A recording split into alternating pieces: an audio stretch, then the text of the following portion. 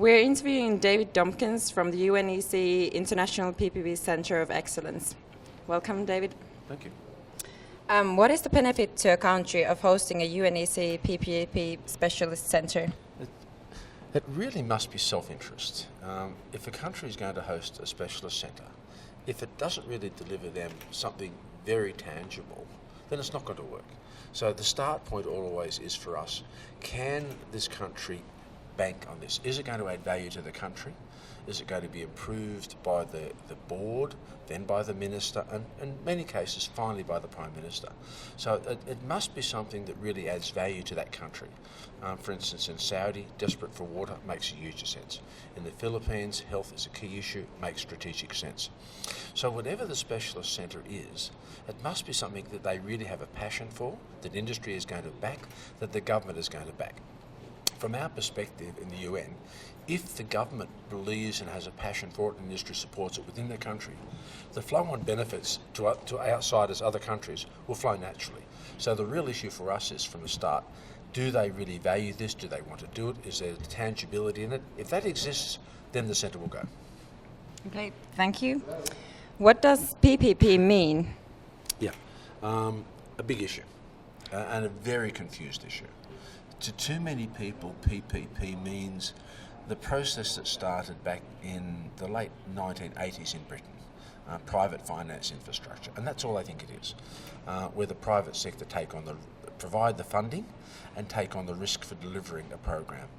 And unfortunately, that's become synonymous with PPP. The reality is not that. It's a much larger family of products. At one end, it's a very simple process called partnering, where we overlay a relational contract or a relational model on top of a traditional contract. It includes outsourcing, alliance contracting, design, construct and maintain, governance contracting, lead systems integrator, and PFI. So it's really a suite of products or strategies that a country can choose from to deliver not only a project, but a change program or a capability development within the country. From the UN's perspective, it really links straight back to its key aims of the Millennium Goals. How do we improve the efficiency and the quantum and delivery of critical social and civil infrastructure using PPP in its many forms?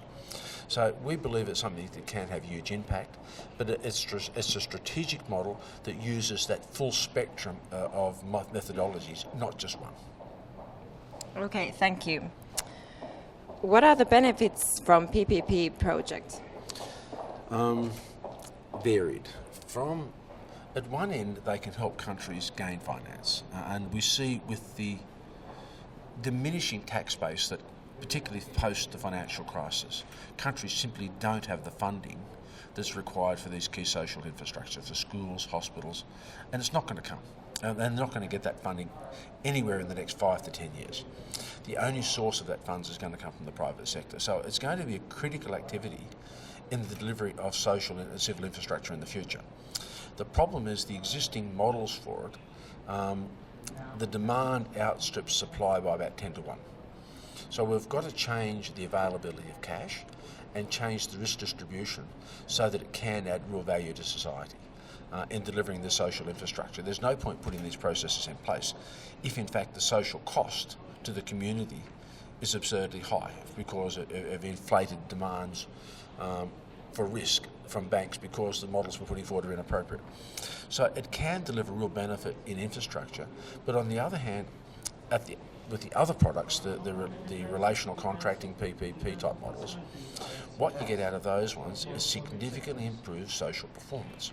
So in the efficiency of rail systems, in the efficiency of employment systems, in the delivery of social services, we get much better value for money. And that's reflected in better services, lower taxation, and therefore more funding available for other products. So PPP can have huge impacts across a variety of spectrums. The problem is, for it to work, there needs to be appropriate legal basis, appropriate governance structures, and competences within the government to deliver it. So one of the key tasks or challenges for the UN is not just developing the products, it's helping countries develop the capabilities to use these products efficiently. Okay, thank you. How can a country adopt best practice for itself? Australians and Americans superficially look the same. Yeah? Many people think you can take something out of America, bring it to Australia, and it work, and it doesn't. We've tried that; it falls over. The value sets in Australia are very different from those of America.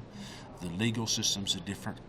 To make a product that works in America work in Australia, we had to take it and adapt it to our value set, and only then did it work. The same thing applied when we've taken similar processes from Australia to Malaysia. They don't work, and they failed miserably. One of the real key to it is that I can't make myself a Malay. I might understand what their values are, I might try to appreciate it, but at the end of the day, I can't do that. I can take a product from America and adapt it to Australia. I know it needs to be adapted for Malaysia, but I can't do it. Only a Malay can do that.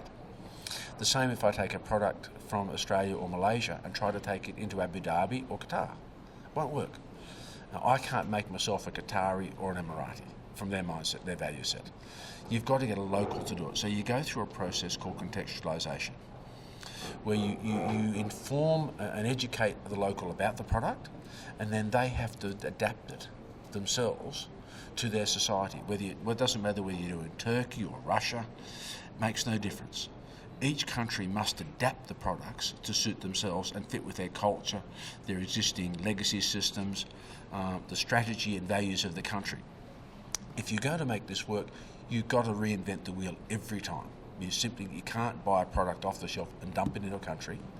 So one of the key aspects of the UN's approach is we define best practice, yes, but we also define a process where countries take the product and then adapt it to themselves and roll it out themselves. And in doing that, we develop competences in the nationals, in the product, and then in leadership in rolling it out. And that's the key to success in this. It's a bit slower, it takes more work, but in the end it's much faster. The time you invest in developing those skills in those individuals pays off by a rapid then rolling out. We're having local experts who can train the trainer, train others, and then lead the development and implementation of these products. So contextualisation becomes the central risk in this. If you don't do that, it will inevitably fail. Thank you. Thank you.